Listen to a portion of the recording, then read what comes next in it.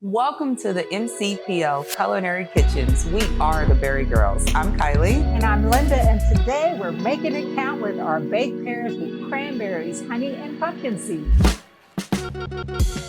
Now, pears are naturally juicy and sweet, but did you know when you bake pears, the flavor deepens and almost becomes buttery? Oh, I like that word, buttery. Also, pears are high in fiber and antioxidants. And by using honey instead of refined sugar, you're adding sweetness in a gentler way. That is very true.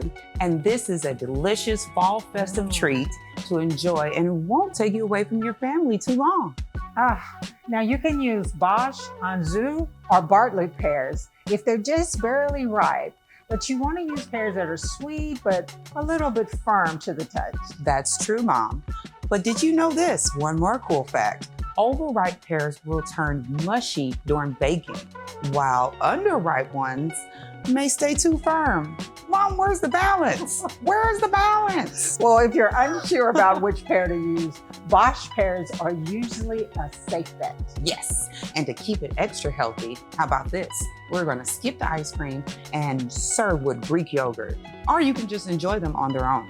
But the kids will enjoy it with the ice cream. Baked pears can be made several hours in advance and reheated just before serving, making it super easy for the kids to enjoy and you to enjoy.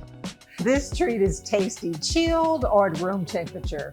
In-house Market offers a variety of pears, and as we move into the holiday season, check out their varieties and value.